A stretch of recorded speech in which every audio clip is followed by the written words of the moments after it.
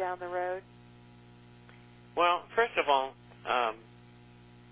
the Baja Peninsula has become a second American colony and Canadian colony, and is just loaded with gringos. And everything is fairly expensive there. I started going to Cabo to go fishing in 1963. So it was a fishing village.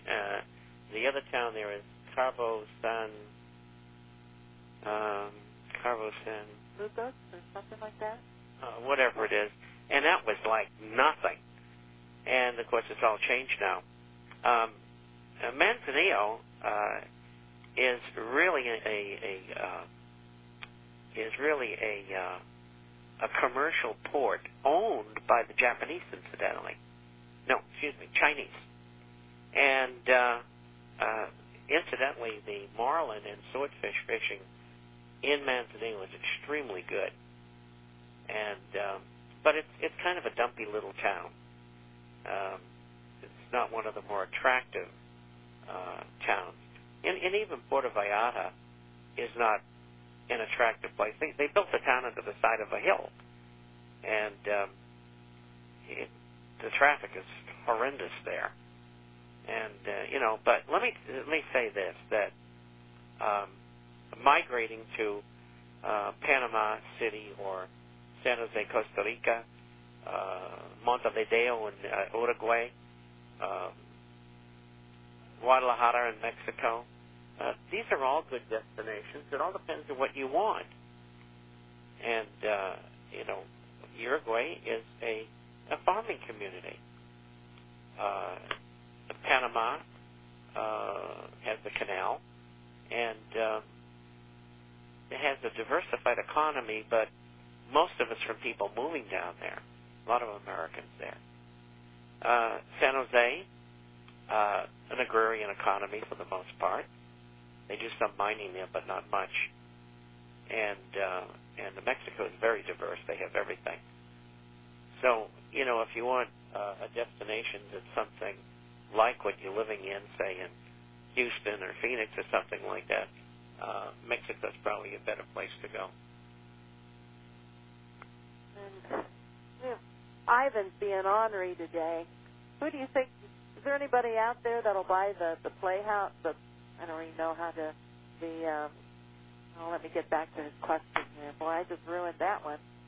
Oh boy, I don't know how I put up with that. Aren't you glad we aren't married? But then again, I'm old enough to be a grandfather. She wouldn't want to marry me anyway. Go ahead. He wants to know who do you think will buy the Playboy Enterprises? That's for sale. Well, hopefully nobody. Yeah. But I think it's over. It had its time, and the idea is essentially dead. I mean, you go to these satellite stations today, and they have things on there that make Playboy look like child's play. And so people who want to see that sort of thing, they're not really interested in Playboy and the bunny theme and all that anymore. It's passé. Yeah.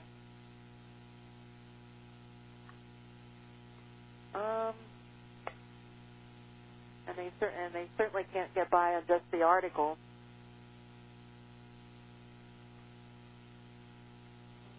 Let's see here. And one more question before we got to some new ones. And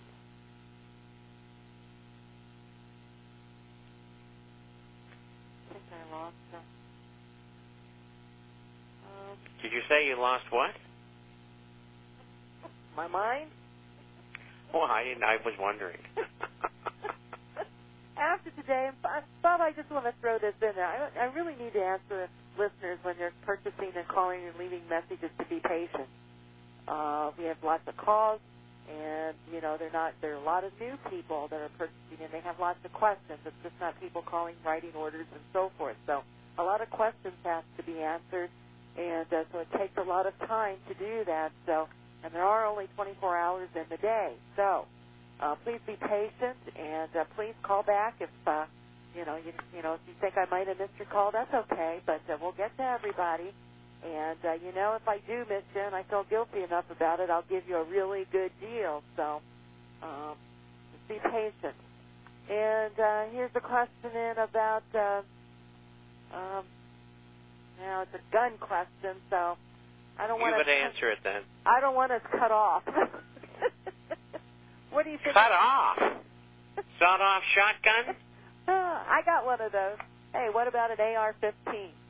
I love them. For an investment. It's wonderful, especially for women, because the recoil is so small, and, it's negligible. And the bullet's going out at 3,250 feet per second, and it usually keys on the way out, so it does a lot of damage, and it's a good weapon. Of course, the military uses the same caliber, which is .223 or 5.56 millimeter, and one of those, 1,000 rounds, 10 30-shot clips, and that'll last you about 5 minutes in a firefight. So is mine too big? Do I need to think about the 15 instead of the one that I told you I purchased? Well, that's for close-up work, 5 to 8 feet. Mm-hmm. I mean, you want to reach out and touch them, you get an AK or an AR. AK ballistically is a better round, but it's a heavier weapon. It's 8 3/4 fully loaded with a 30-shot clip, fully loaded on the AR, and it's close to 11.5 pounds on the AK, and that's a considerable distance for a woman, a considerable difference for a woman. So for a woman, the AR is the best. Most women have a very hard time firing riot guns because they got a heck of a kick. And so what I usually recommend is an AR and a 357 and the 6-inch barrel, and the Highway Patrolman and the Python is very, very accurate, up to 25 to 35 yards. But there's 6 Hour makes the 357 automatic, which is splendid, and I prefer that and the wheel gun. You said that was a SIG? Pardon me? You said that last 6 Hour, yeah, 6 Hour. Used to be two different companies. Actually, SIG used to be SIG Neuhausen, a Swiss company, and Sauer was a German manufacturer, made mostly 32s, 380s, stuff like that. So I've been in the guns for 50 years, so which one I know them backwards and forwards. So which one did you say, the 357? Yeah, or if they want an automatic, the 357 automatic, it's got a terrific round. It's very similar to the 40 caliber round.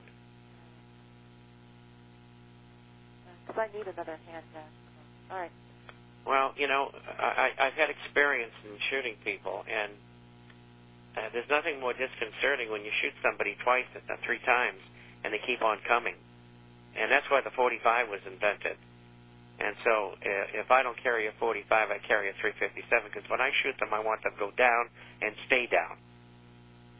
And even if they have a vest on, you're still going to knock them down and maybe even out. And they'll be disabled at least for a small period of time. For someone who wants to track commodities like pork, beef, wheat, milk, and so forth, is there a good website that's a fairly, friendly user? I don't follow them closely, so I don't know. Okay. I wish I did to help, but I don't know. I would suggest just going to Bloomberg or going to CNNmoney.com. They'll list most of them. I don't know if they list all of them, but they'll usually list the lead